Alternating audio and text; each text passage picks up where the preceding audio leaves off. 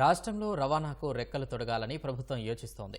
దగదర్ది, కుప్పం, మూలపేటల్లో విమానాశ్రయాలకు అవసరమైన చర్యలు ముమ్మరం చేస్తామని పెట్టుబడులు, మౌలిక సదుపాయాలపై సమీక్షలో చంద్రబాబు తెలిపారు. నాగార్జునసాగర్, తాడిపత్రి, తునీల్లో ఎయిర్ స్ట్రిప్లు నిర్మాణానికి పరిశీలిస్తున్నామన్నారు. పెట్టుబడులు, మౌలిక సదుపాయాల శాఖపై సచివాలయంలో ముఖ్యమంత్రి చంద్రబాబు మంగళవారం సమీక్ష నిర్వహించారు. మొత్తంగా 12 నుంచి 14 చోట్ల ఎయిర్పోర్టులు, ఎయిర్ స్ట్రిప్పులు అందుబాటులోకి తేవాలని ప్రణాళికలు రూపొందిస్తున్నట్లు ముఖ్యమంత్రి తెలిపారు. కర్నూలు విమానాశ్రయంలో పైలట్ శిక్షణా కేంద్రం అందుబాటులోకి తీసుకొస్తామన్నారు. దగదర్తి, చిత్తూరు జిల్లా కుప్పంలో విమానాశ్రయాల నిర్మాణానికి అవసరమైన చర్యలు వేగవంతం చేస్తామని తెలిపారు.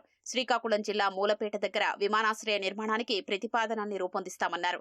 నాగార్జునసాగర్, అనంతపురం జిల్లా తాడిపత్రి, కాకినాడ జిల్లా తుని దగ్గర ఎయిర్పోర్టులు, ఎయిర్ స్ట్రిప్లను నిర్మించే అంశంపై పరిశీలిస్తున్నామన్నారు.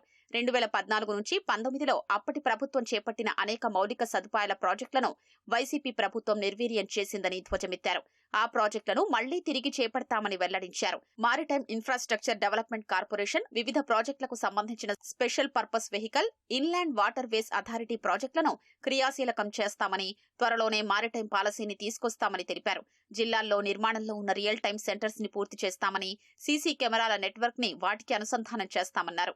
గత ప్రభుత్వ అసమర్థత కారణంగా ఏపీ ఫైబర్ నెట్ కనెక్షన్లో గత 5 ఏళ్లలో 9 లక్షల నుంచి 5 లక్షలకు పడిపోయాయని చంద్రబాబు విమర్శించారు. గత ప్రభుత్వం రివర్స్ విధానాలతో ఆ ప్రాజెక్టును 1258 కోట్ల అప్పుల్లోకి నెట్టేసిందని ధ్వజమెత్తారు.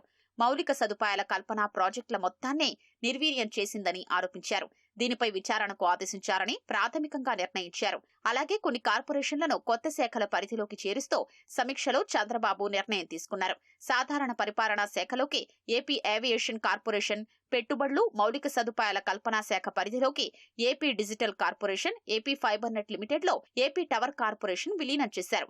గత ప్రభుత్వం నిర్వీర్యం చేసిన content corporation, drone corporation, gas infrastructure కార్పొరేషన్లను పునరుద్ధరించనున్నారు.